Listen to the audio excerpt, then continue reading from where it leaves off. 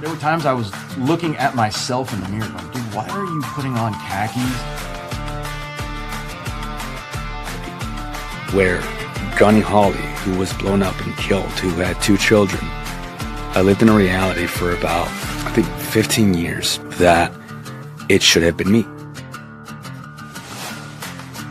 Your source of strength has never been you. It has always been from somewhere else. It's just my belief that mine is from God. And I choose to rely on God. And I'm far from perfect. I screw up all the time. But my life is at peace. I have found a point past the storm where I am at peace. When things got really bad, which they will, we all are going to have times in our life where we just can't handle some things. To know that reaching out for help is an option. It's the same as going to the doctor when you can't get over the common cold and it's turned into something crazy. Yep. Or sinus infection. You got to go to a doctor and get medicine. It's the same with your mental health.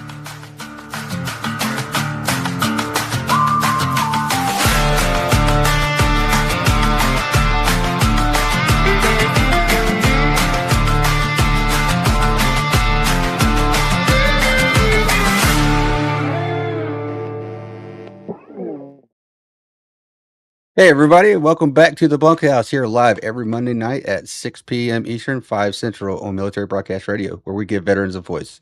If you could, go ahead and follow the links down below, share, like, get on there, give me some comments, give me some feedback, please. Let me know what you think. And as I always like to try to shout out to is if there's anybody out there listening tonight that's going through anything, or you know somebody that might be going through something, please let them know that they're not alone. They can call the crisis line at 988. Press 1 to get to the veteran crisis line. Again, it's okay to be not okay. And let's talk about things. Don't let anything distract you. Don't let anything deter you from reaching for help. So please go ask for help if you need it. And before we get into bringing our guest on, another thing I like to do is promote some stuff that some local veteran groups are doing here in Eastern North Carolina. Save 22 is putting on a golf tournament in Calabash, North Carolina. If you could scan the QR code, get there, look at the information. If you're in Eastern North Carolina, you're more than welcome to go ahead and register to participate in the tournament. Or there's also opportunities if you want to be a sponsor, either a whole sponsor, event sponsor. There's different tiers on there. So go ahead and check it out. Again, I'm all about promoting and supporting fellow veterans and what they're doing to give back to the veteran community. But before we get into it, let's get a little announcement from Military Broadcast Radio. The station where our veterans' voices are heard. MBR Talk. Hey, thanks for supporting our channel by watching and listening. Find us on the web at mbradio.net. All right, now that we're back, my next guest for tonight is going to be JJ Hardy. Hey, JJ, welcome to the show, brother. Oh, you're muted, brother. You're muted. Okay, well, that's what happens when you go live, right? No, it is, man. Man. For having me on. How you doing, man? Doing good, man. It's been a while since we've gotten together. I know you've been on my pre-records that I do monthly. I've been on your show, but yeah, it's been a while. It has. So yeah, I'm excited to be here. No, I appreciate it, man. If you could give everybody a quick little introduction about who you are, what you did while you're in the military, just a quick rundown. Sure. So again, my name is JJ Hardy. I am a U.S. Army veteran. Like John, even though we were in separate services, we both got out as CW2s. I was a warrant officer. My job was a little bit different. I was in transportation, so I was the guy who made sure that large amounts of equipment and people made it from point A to point B, whether that was 100 miles away or a few thousand miles away when it came time for training or deploying. Did that for almost 18 years until the Army said I was done. I didn't say I was done, but now I'm running a business and doing a casual podcast. Dude, that's awesome, man. Yeah, and we talked about this quite a bit on our times together. Me and you have a similar story when it comes to our time being cut short, but not because of our own choosing. Right. And that happens to a lot of us out there. Is like you get to a certain point, it's like your body gets to a certain point of stress that it just really, it's almost like it feels like it gives up. It just stops working like it's supposed to. It works fine, just not to military standard. yeah, absolutely right. Like you're absolutely right. Like, because like me coming from a communications MOS or like specifically doing IT work, I could do my job, the technical side of my job, perfectly fine. I just didn't do the Marine Corps stuff anymore, Right. And so Same. Yeah, I could still go out there and do transportation logistics of any kind, rail, air, truck. Doesn't matter. I could do any of that stuff, but as a matter, when it comes to doing the physical side, my body's not quite where it used to be. I'm not putting a big rucksack on my back anymore. I'll tell you that much. Yeah, I know the feeling, man. But yeah, if you could get quick, let everybody know kind of going through your transition, and everything, and what did you take from your time in and even post transition that kind of got you where you are today with the things that you're doing, and we'll get in more detail of what each one of those things are later in the show, but just kind of a quick overview of what that looks like. Yeah. So overall, my passion these days is leadership. And when you rewind my life back to my military service, that's what I miss the most, is that people actually cared for one another. And I think that's, believe it or not, what moves the needle in personal life and business too. And a lot of people don't really make those connections after they get out, but they know that something's missing. Now, I didn't feel the great leadership when I transitioned. You know that. I talked about that when I was on your show the last time. I wasn't feeling the love at all. It's like I was a faulty piece of equipment that needed to sit in the corner for a little while. And looking back on it, I'm not as upset as I was when I was getting out, but it really made it very difficult because I went from being a so-called hero, right? I was the guy that they called whenever they had questions for a lot of different things, not just the things that were within my technical job, but just I was kind of a go-to guy for a lot of things. And then the moment that they put me through a medical evaluation because they saw me struggling a few different times when I was out doing PT, and on a ruck march one time, I didn't do well. But, once they gave me that label that it was my time to get out, and it wasn't because I was physically retiring, it was because I had a medical issue. Well, then they treated me kind of like yesterday's garbage. And, I don't understand how you can have so much time in service, and then these people that have a third of your time in service or less are telling you that you're not allowed to do your job, that you just kind of have to sit there and take up space until you get your orders to retire. Because I ended up medically retiring. Yeah, no, it was kind of the same for me. Like I had a similar experience. Not everybody. I had certain like onesies and twosies that didn't treat me any different, even though they knew I was getting out, right? Yeah. But there were definitely some folks that some of my leaders personally that definitely, and even some of my peers even looked at me a little differently, like because there were a lot of things that I just couldn't do anymore. I couldn't go to the field. I couldn't stand duty. Like there's a lot of things that I just couldn't do anymore, and I could definitely tell that they started really separating themselves mentally and emotionally with me, and even physically sometimes, and it was just one of those things. It's like, and that's one of those things like I took from a lot of those experiences into what I do today. I don't like it does like as long as you can still provide to your job and what your actual mission is, then hey, that's really all that matters in my opinion, especially outside the military, I should say. Yeah, well, and I challenge any veteran who's going through some struggles after they leave, because I did. It wasn't just that transition itself. Once I got out, I missed a lot of things. People coming together and doing things. Once I got my first civilian job after the military,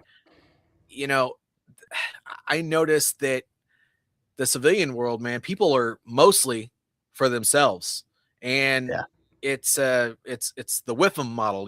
It's the what's in it for me, and Yep. that and I was never used to that. I mean, there were obviously onesies and twosies here and there, but when push comes to shove, you kind of come together, and there's like an unspoken camaraderie that you have with other people that are wearing the uniform. And I've noticed it even after I got out, which thankfully I finally found my community, once I got out of the military locally in Virginia, and I found them again when I moved to Iowa. But it's just one of those things where there was something missing, and it was the leadership, it was the people, it was all the things, and it led me to a lot of years of self-discovery, probably 5 before I realized what I actually wanted to do with my life.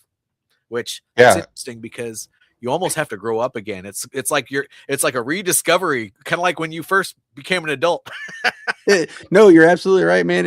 And like I jokingly say this all the time to other veterans too. And I think we even said it jokingly, like when we on our own shows, like together, is like the military does not teach us very well how to be an adult in society, right? Yeah, not Because as a civilian. No. and then that's what I mean, right? Like they don't teach us how to be a civilian adult. We are taught and grown how to be an adult in the military and how to lead for the most part. Most people learn how to properly lead. Some just learn how to manage really well, right? And we'll talk about that If a little that. bit too, because there is a big difference between leading and managing. Correct. Yes. But yeah, so like again, we say it jokingly, but it's true. Is the military does not set us up for success on being an adult in the civilian life, because you got to think most of the folks that join the military, they're directly out of high school, barely an adult themselves just by society standards, and then go off and get taught in this subculture way of living for 4 to 30 years. And then they get out and expect to integrate right directly back into civilian society with it all figured out. And that's definitely not the case. No, I mean, gosh, when you first start off, you have a barracks room assigned to you, unless you're married, and then you have housing assigned to you, and then you move forward. You actually get to learn how to go out and find a place to rent, but then you're given the rent money every month in addition to what you're already getting paid. And that's one thing they don't really tell you too much of when you're going through your transition, is that now you actually have to budget for rent out of what that salary is. That you don't get that additional money anymore. It should be a given, right? But you'd be surprised how many junior people get out and they're like, oh my gosh, I can't afford life. I'm making the same amount that I was in the military. No, you weren't.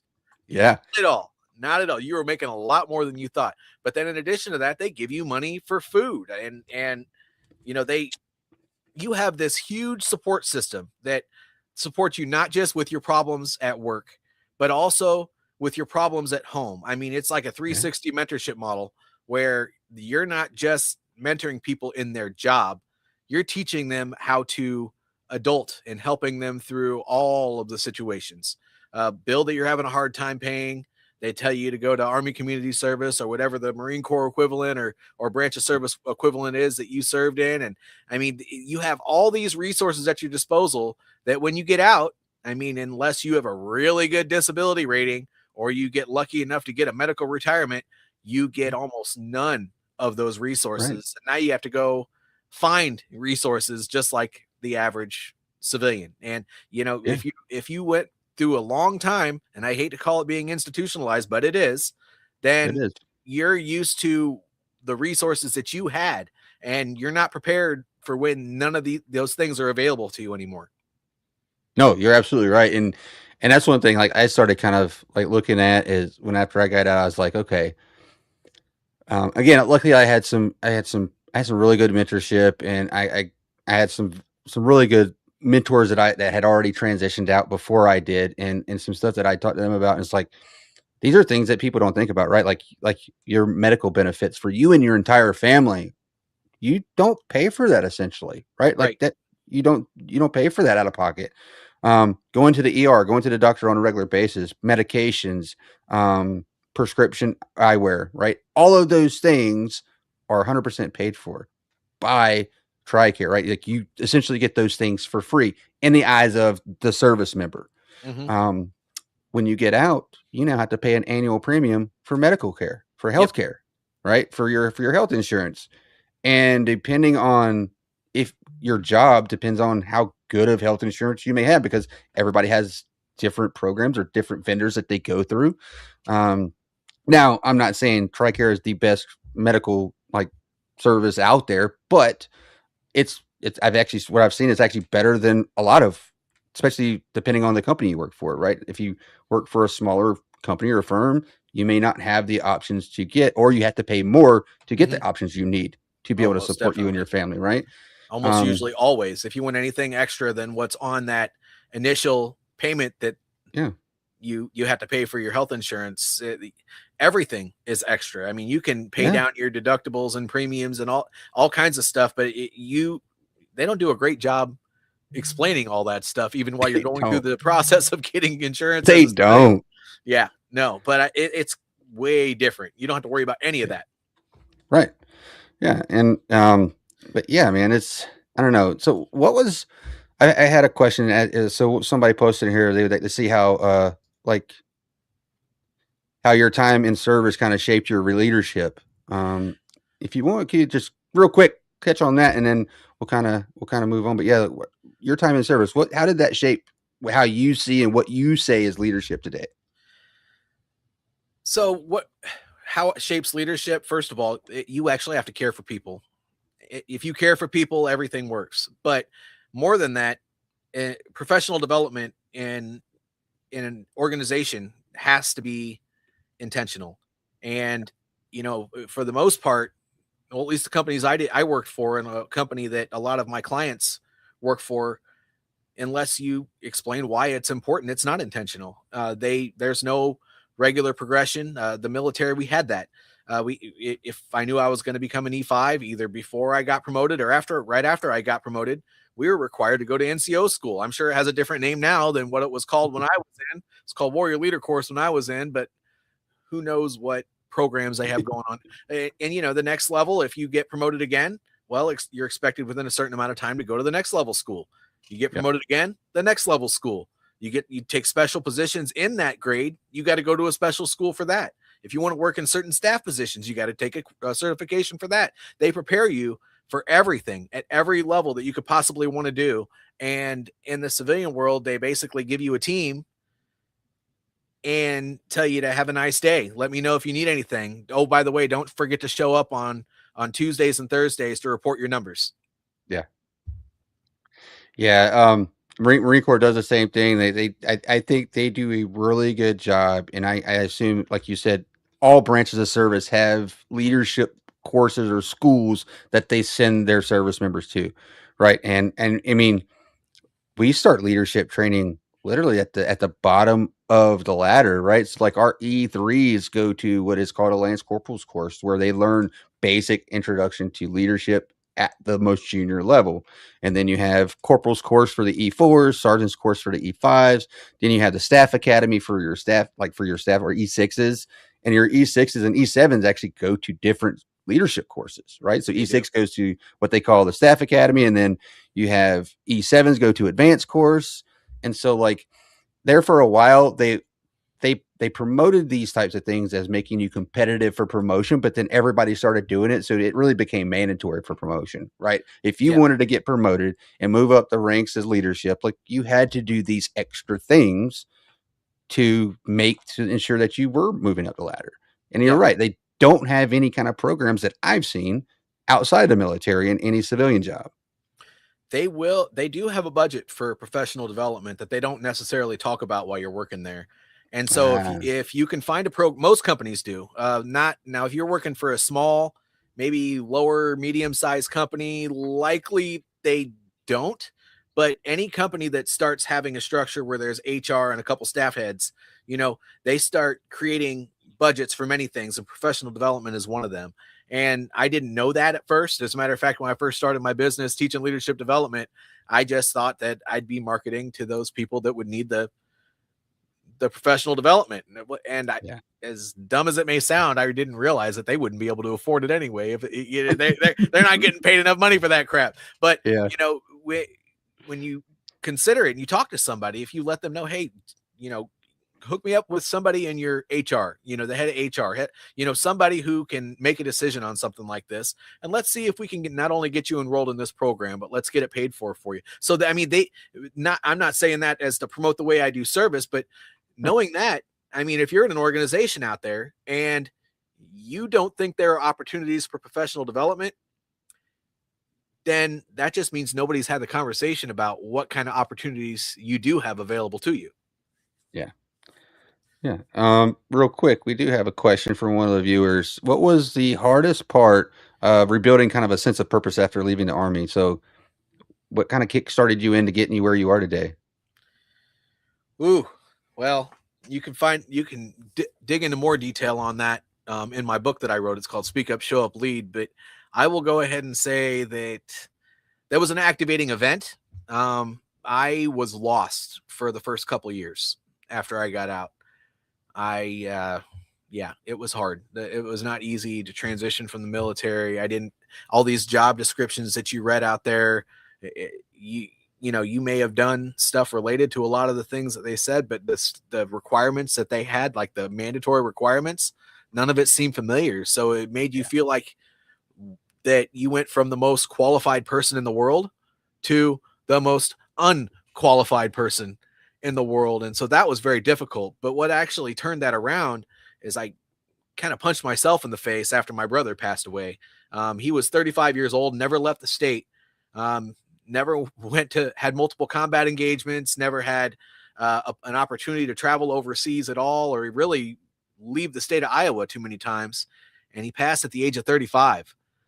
It was a kind of a kick in the balls moment, to be quite honest with you, because I was thinking to myself, I'm over here struggling. Yeah. And I don't know the religious affiliation for anybody in your audience over here, but I'm a Christian. Yeah. I was a Catholic for the longest time, but now I just consider myself a good Christian. And I thought to myself, if God brought him home so young, and I'm still here after all that I've been through, then what the heck am I doing wallowing in self-pity? Yeah. I need to go out there and do something. And it was because of that I ended up really digging deep to find my purpose. And I was relentless about it, to be quite honest with you. And once I started working for a couple companies, it was very obvious what my purpose was, because I helped turn their leadership around in their companies. I had the right conversations. My team was super high performing, and I never felt like I was doing anything special. I was just treating them like people and making sure that if they had any troubles, I was there for them. And there's something to be said about knowing what to do. The military beats it into your head. You go to sergeant time training. You go to warrant officer professional development. You go to officer professional development. They talk about all the things that people are struggling with on their end. And when you talk about how to fix them, and that doesn't happen in the civilian world, and it should. It really, really should. And because I knew what to do, it gave me a leg up. I am no better and no different than anyone else in any organization out there. I just had the right upbringing, is what I like to say. And so I decided to use that to my advantage. And honestly, I may have been digging for my sense of purpose, but I didn't find it as much as it just kind of fell in my lap, because it was quite obvious. Yeah, I think there's a lot of us, veteran wise specifically, that go through that, almost that same type of growth post service. Is we start to feel like, okay, well, what are we supposed to do? Like you don't really have a purpose like you did when you were in the military. It was super easy to know what the mission was. You had like explicit objectives and tasking, like all the things were laid out. You knew what you had to do, and you get out and it's like, man, like what would I do now? And like you said, is you look at some of the job postings, and service members are the biggest, I would say the biggest ones when it comes to imposter syndrome. I know I still even today have imposter syndrome with things, right? Like, and I will say I am very fortunate that I have a really good boss today at the company I work for today. Me and him have open and very honest conversations on a regular basis. And I tell him, I was like, I feel like I'm not doing enough. I feel like I'm not doing a good job. Right. And luckily he'll tell me, and he's very honest, and he'll let me know when I'm not doing a good job. But again, it's that imposter syndrome. Like you said, you see some of these qualifications, you're like, I don't have anything close to these things. Right. Like you want to like a master's degree and all these certifications for a mid-level job. I'm like, how do people do that? And you're like, I'm never going to be, and you start getting in your own head and think you're never going to be successful in the workforce because you just can't meet these expectations. But again, I've learned it's sometimes you kind of have to force your way into the door to have the conversation to prove that you are ready to be there. Right. A lot of times. And that's kind of, I think what like with you, that's kind of what you've done. You kind of, you got to a moment in life to where you're like, what am I doing? Like, I need to do something purposeful. And that's what you did. You forced yourself into that direction, so to speak, and kind of pushed your way into the audience of what your purpose needs to be. I did. And honestly, I tested that theory in the very last job that I worked for. And I think I've told you this before, but I created a nationwide leadership development program that was centered around having conversations about the topics that matter. And, for everybody who's listening out there, I talk about this on my podcast, but you want to turn your retention numbers in the opposite direction. If you want to stop having as much turnover, because you know how expensive it is to train somebody else, talk about the things that matter.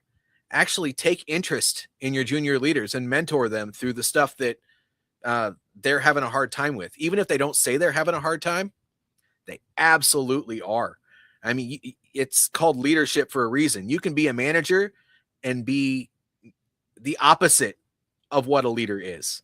And you can be a ground employee and be the best leader in your company because your team respects you more than anybody else in that company could respect even your first manager. And so it's really important to understand that talking about the things that matter and helping people. I mean, gosh, you got to help people. People struggle, especially when they're a manager. It's like you're walking around the office all day and dealing with fires all the time. I mean, you're like riding a bicycle with bent tires with a fire shooting out your behind or something like that. That's what it's like to be a manager. And if you don't help somebody work through the stuff that happens as a result of having to put out all those fires all the time, they're either going to create bad habits, they're going to absolutely hate it, or they're going to fall on their face and they're going to end up being fired or demoted. No, you're absolutely right. And real quick, I was listening to a podcast the other day. Most of if you're into leadership or just business in general and leadership, you've probably heard of Simon Sinek. But he was talking about, and one of the big things I think it resonated with me was like, people don't leave companies; they leave the bosses they work for. Right? They leave the culture that's built in that organization. They don't leave the company because the company is bad and isn't doing well. They leave because the culture and the leadership aren't well and do not support their growth, right? That's what really happens, in my opinion. And I agree with that 100% too. Right? Yeah. It's easy to understand that people will take lower pay if they have a good work environment. Absolutely. I mean, honestly, we actually, like, looking back, I didn't realize this when I was a young leader in the Marine Corps, but like looking back, the Marines when the service members that would get out after 4 years, a lot of times they left because it's not they didn't like the institution. It's not because they didn't care for the institution. It's because they had some bad leaders that really put a bad taste in their mouth for the rest of the institution, right? Oh, yeah. And that's why they left. It's not because of the institution itself. It's the leaders that they had along the way that gave them the bad taste, Yep, I agree. And Richard, to answer your question, to be on the other side of the conversation, I just love podcasting. It doesn't matter what side of the conversation I'm on. I'm game for it. If you have one, let me know. I'll be on your podcast too. I love having conversations around things that matter. I think raising awareness for any issue, whether it's veteran transition, struggling leaders, self-leadership, trying to make it in life, it doesn't matter. I think having conversations around things that people struggle with is absolutely important because you never know when somebody's going to stumble across that conversation. And if they hear that you were able to get through it, that could be the one thing that pushes them to be able to get past whatever they're going through. No, you're absolutely right. And I think this is going to be a great time to take our first break, JJ. And when we come back, we're going to get more into the leadership lessons kind of learned the hard way after the break. And just so everybody knows, during the break, play a little bit of music here from Dallas Alexander. He's a veteran himself. He was a sniper and recorded the world's longest shot at 2.2 miles, like in combat recorded a 2.2 mile shot. So we'll be back here in about 3 minutes.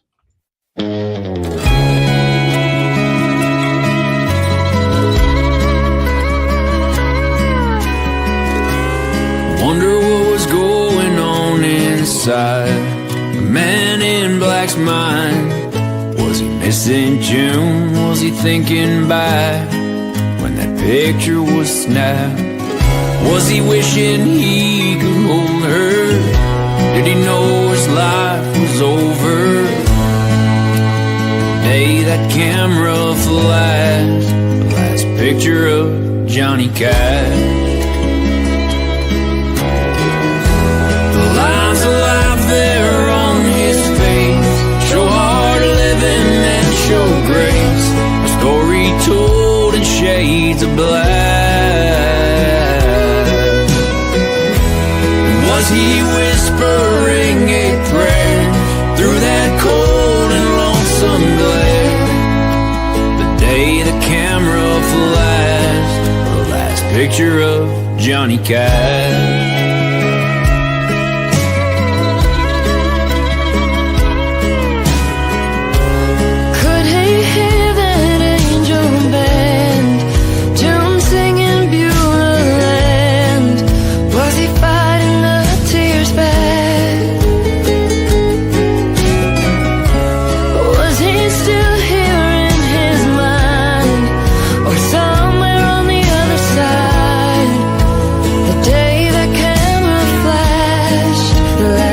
Of Johnny Cash. The lines of life there on his face show hard living and show grace. A story told in shades of black. Was he whispering a prayer through that cold and lonesome glare? The day the camera flashed the last picture of Johnny Cash.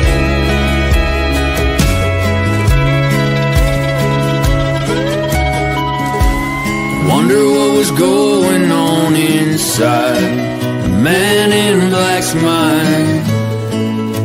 The day old Marty flashed the last picture of Johnny Cash.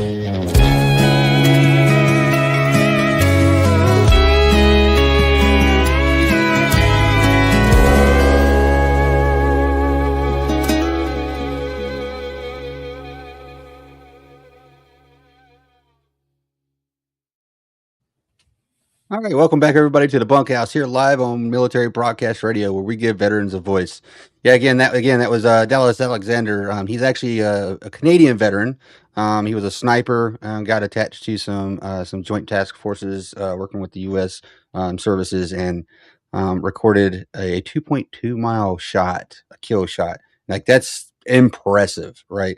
And again, taking everything that you learn, and now he's making music out in Nashville and stuff. And anytime we take a break, we try to play some music. And when we play music, they're all veterans. Every bit of music we play during our breaks are all from veterans. So, all right, real quick, JJ, I think this next question that I'm going to bring up on the screen works really well into our next topic. We're going to talk about some leadership lessons learned, but like the hard way of learning those lessons, right?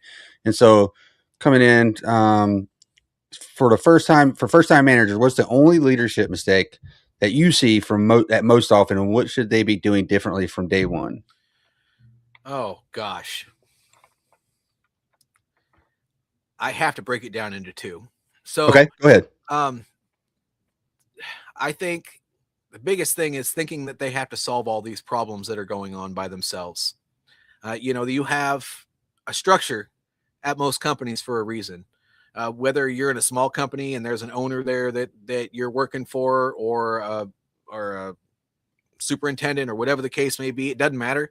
It could just be a teammate that you notice is doing a lot better than you are. You don't have to do anything, just by yourself. If you just have a team and that's all you can rely on, I guarantee that whether you're leading that team or not, I bet you somebody has enough experience to be able to help you along with whatever struggle you're going through.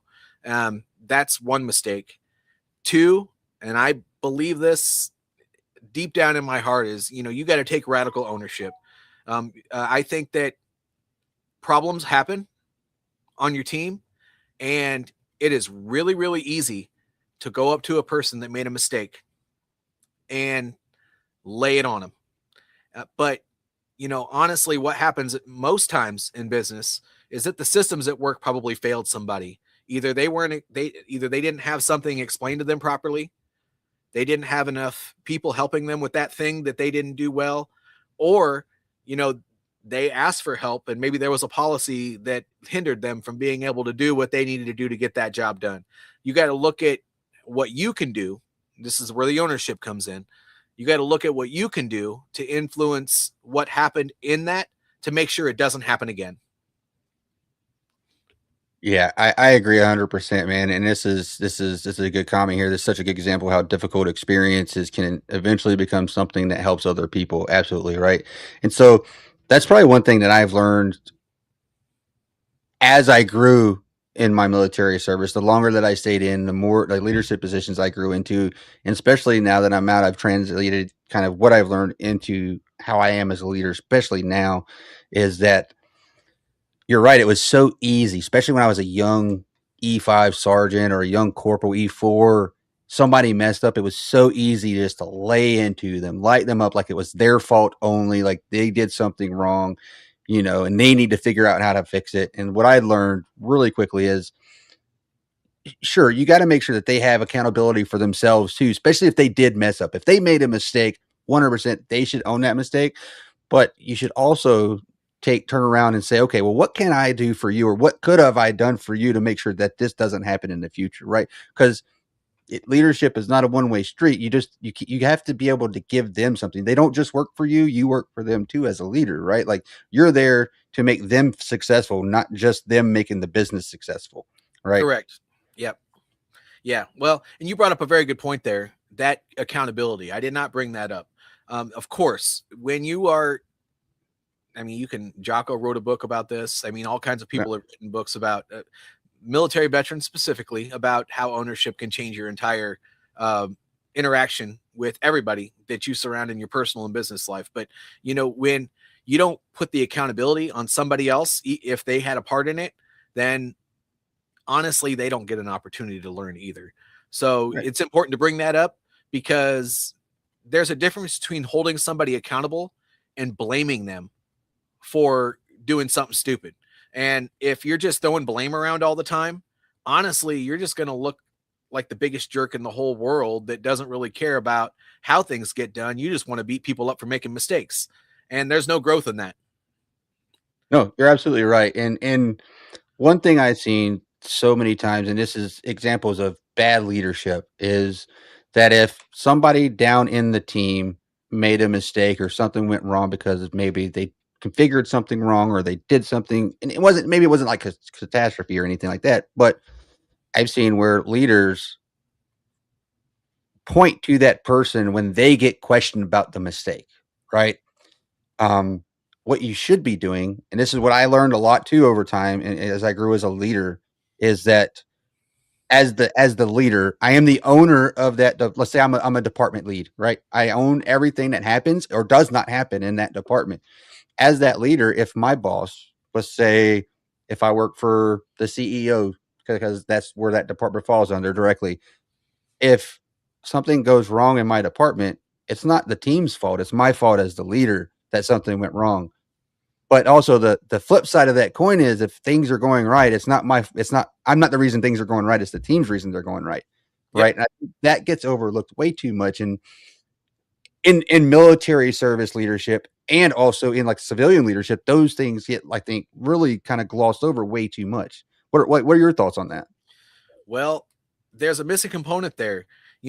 There's another way to gain a little bit of clout with your leadership if they were to come to you in a situation like that. Keep in mind, a lot of people will actually say it was Joe Snuffy who made a mistake and we have to fix it.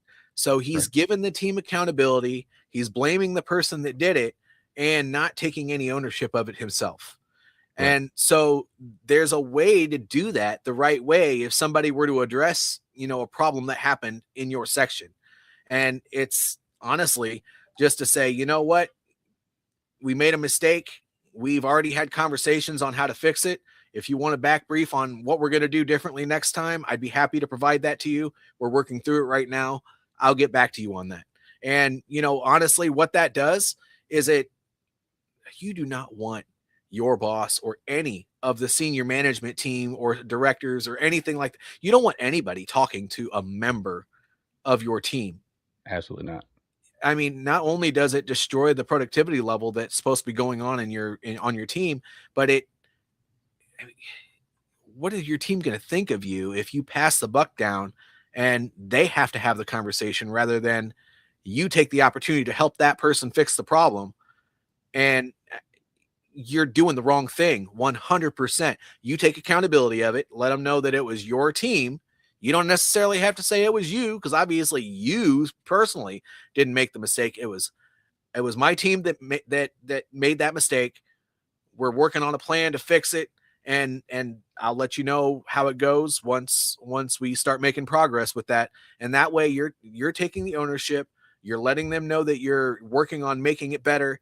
And if they really do want to back brief, which most of the time they say they might, but then when you come to them with it, they're like, "Oh, I know you got it." But just make sure that you're not name dropping and calling people out that don't deserve to be called out, because that's going to destroy your credibility as that team's leader, because your job is to make your team run efficiently, and your role as a manager or a director is to make sure that the professional development happens and that person is held accountable. And if you're letting other people in that circle and they're holding that person accountable, then you're not doing your job. And by the way, if you want to be considered a leader in a leadership position, you need to be leading the person that's calling you out and on your team and the people on your team, and you need to be leading that person that made the mistake. Yeah, no, absolutely. And I think you bring up a good point there too, is like leading the person that called it out from your leadership, right? Like leadership isn't just a down and in purpose. Like that's not just a down and in focus. Like you can lead up and laterally. Like you can lead your peers, you can lead the ones that you report to, as well as leading the ones that report directly to you, right? And I think that's an important thing too, is because a lot of folks at least again, from my experiences outside of the military, I've noticed that a lot of people in leadership positions don't like to have those types of tough conversations with even their peers sometimes, but definitely not with their direct report, right? They don't want to have confrontation or whatever you want to call it, but there is absolutely a necessity to lead up and have those tough conversations. Like, hey, look, boss, like, I feel like you're micromanaging me a little too much. I got this. Have I done something wrong to make you feel otherwise, right? Having those types of conversations can go a very long way. Yeah. Well, you got to keep in mind that our boss's boss, our peers, they all have a lot of pressure put on them all the time. So of course there are going to be times where they come down to you, talking to you any sort of way, which you don't want. But on top of that, you let them get it off their chest, and then you pull them off to the side where nobody else can hear you and say, what is really going on? Because this is not how we do things here, and this is not normal. So, I'm glad you got that off your chest, but I need to know this isn't going to happen again. So how are we going to fix this together? Because I think working for you is great, but it's not when you do stuff like this. Yeah, no, absolutely. And that's part of the leading up, right? Is like you having those honest conversations. Yeah. Difficult conversations are called difficult for a reason. Oh, absolutely. Yeah, it definitely. The whole time you're doing it, your chest is warm, your face is red, and you hate every minute of it. But you got to do it, because if you don't, the bad thing is going to keep on happening. No, it absolutely will. And then we have this question here, and I think this actually really goes good into the next piece on lessons learned, like the hard way, is what's helped you, JJ, overcome some self-doubt along your growth and into what you become today? Gosh, they beat this into us in the military. They really, really did. You got to be confident in you. If you are not confident in you and what you can do, then you are never going to accomplish anything of any major significance. You'll just be a puppet in somebody else's play all the time, and you're just going to be quiet because your voice isn't going to be heard. When it comes to self-doubt, I still have it. But what's stronger than my self-doubt is my belief in myself. And, if I make a mistake, that's okay. But once I realize that I make a mistake, what am I going to do to course correct that mistake? Because every mistake can be course corrected. And if not, then you just kind of got to embrace the suck and take the bullet. You know what I mean? But, Yeah. We make mistakes in life. That's what we do. Do I doubt myself? Yes. Does that doubt matter? Sure. Because it teaches me what I feel my limitations are. And I just got to trust those limitations because they don't matter. And, at the end of the day, if you don't test those limitations, then you're not growing as a person. You're going to be slowly dying as a person because nobody wants to be that person who just lets everything happen around them and to them. And I spent almost 2 years doing that after I retired from the military. What a horrible way to live. I will never do that again.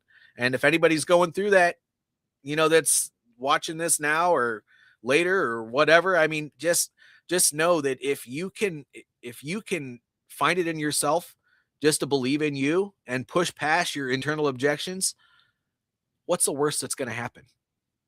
It doesn't work out. And if it doesn't work out, are you really any worse off than you were before? Probably not. Right. So, I mean, consider that.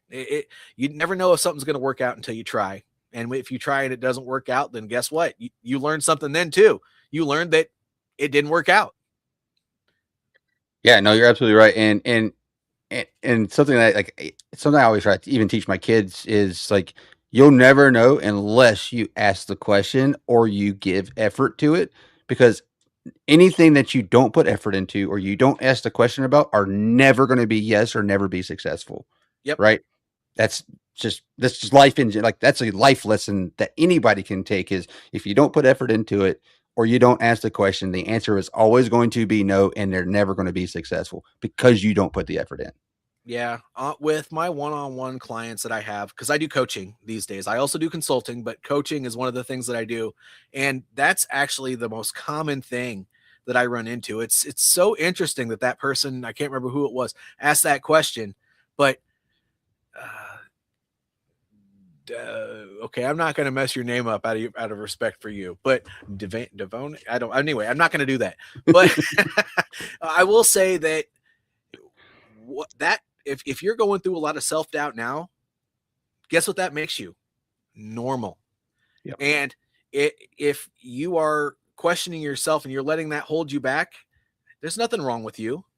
That's normal. I still hold myself back from some things. John still holds himself back from some things.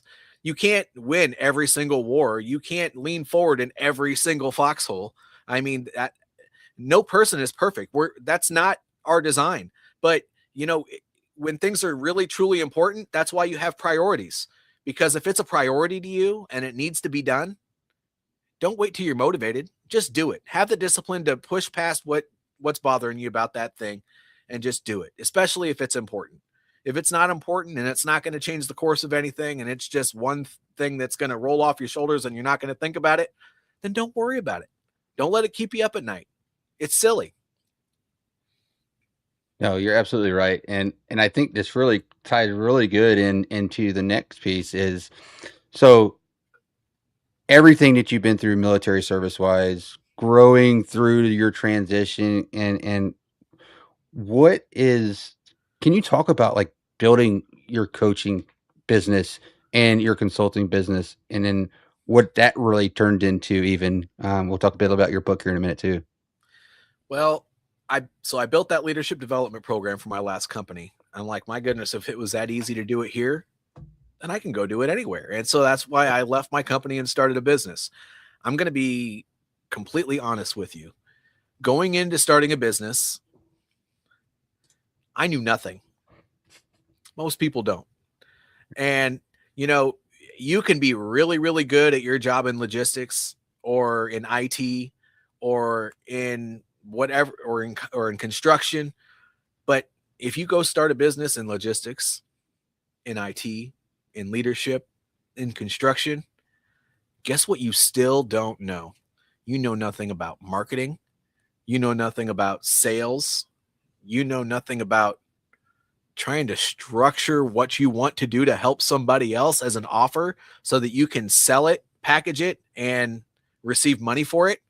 You don't know how to keep track of those customers. Maybe you can follow a spreadsheet, but that only gets you so far. And yeah, it's there's a lot to learn. So I could have quit almost immediately.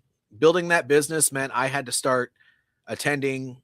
Oh gosh, I was the worst person in the whole world for anybody's webinar because I was literally just showing up to learn. I went to every webinar for marketing, every webinar for sales, every webinar for how to manage my business, every webinar for social media outreach, every webinar. I mean, if there was something related to coaching or consulting and how to become successful as a business, I went to it. I think I spent 8 months just learning because I realized that every time I went into a room when I first started my business, I didn't know a doggone thing at all.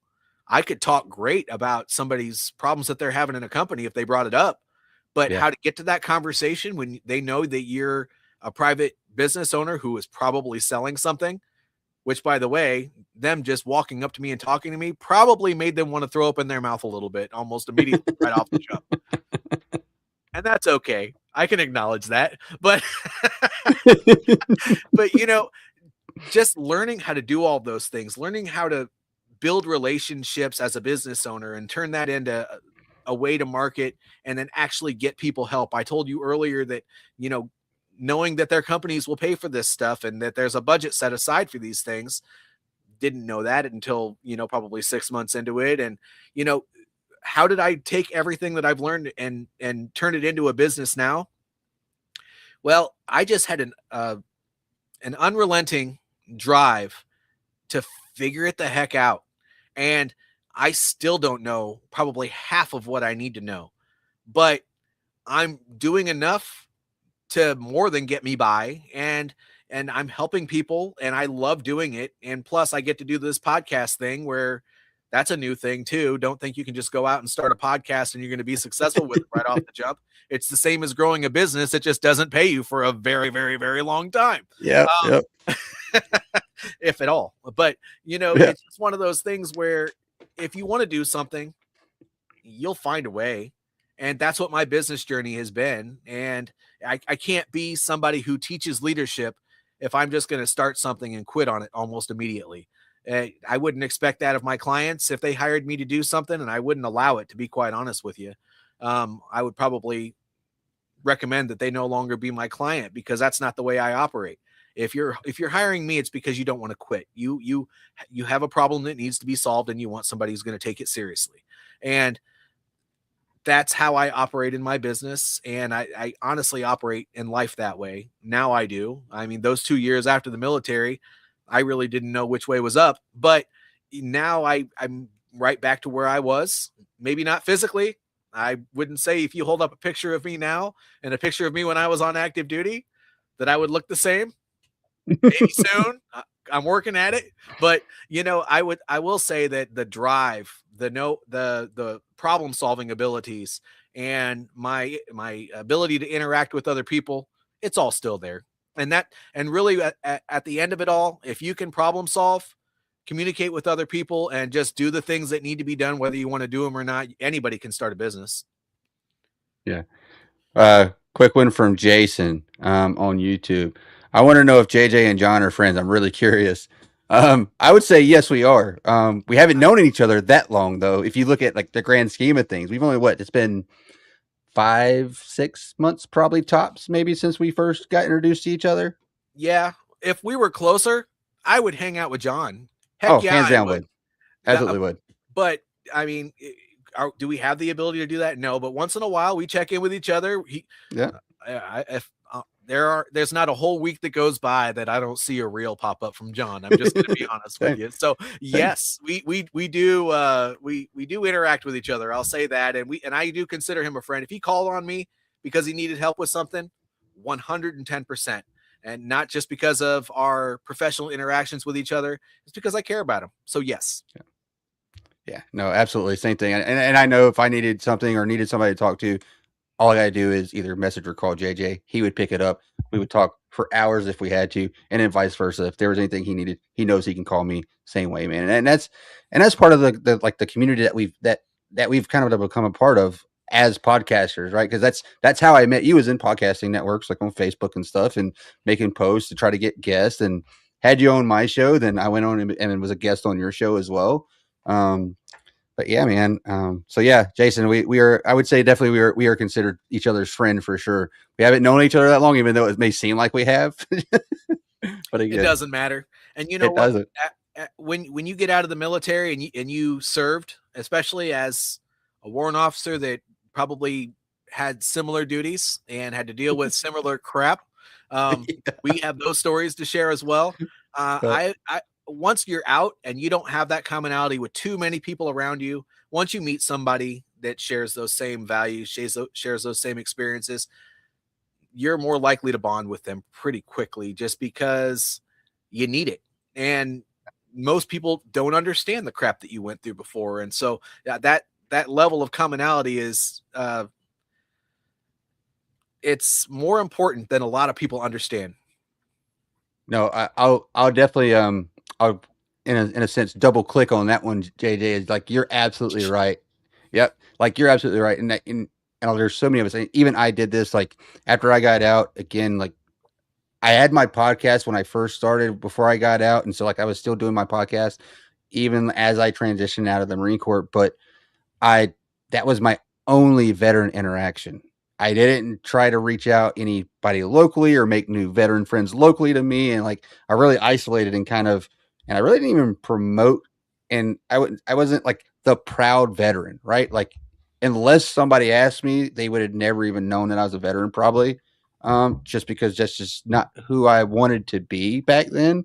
And we've talked about it on my show and your show, is like that took me down a darker road than I should have been on.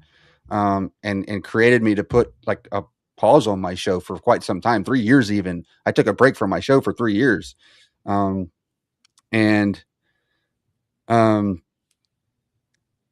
was one of the things I learned, is you have to create that network, right? Because again, that's part of growing and even finding your purpose, getting back into the veteran network and getting more into my podcasting realm and really honing in and focusing on what I wanted my podcast to really be about, is that opened me up to a whole bunch of things. Like I've now branched out a couple of different directions. But I also am a lot more what I would consider a proud veteran. I'm because I didn't want to, it's not that I was ashamed to be a veteran, right? It was more along the lines that like, I didn't want to be that guy that seemed to be standoffish because he was so proud to be a veteran. So I just completely turned it off. Yeah. Right. If that makes sense.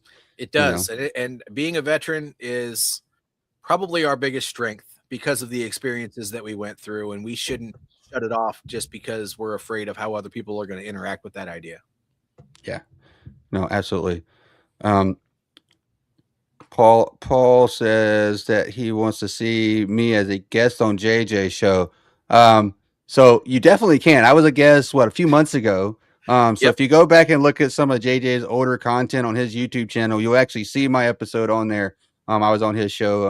What is it? Back in April, maybe March, April timeframe, I believe, something like that. Something like that. I'd have to dig back and look, but I know you were there. Yeah. But John, if you want to come back on my show, buddy, I'm okay with that. Yeah, no, absolutely. Let's actually set that up. That's actually a pretty good idea, because I've came a long way since the last time when I was on your show last. Oh, I yeah, came a long way since then. You're a lot brighter, and your personality is shining a lot more on screen than it used to be. That there's just something that happens once you do it more often. It absolutely does. So yeah, I would definitely let's actually get that scheduled out. Let's do that.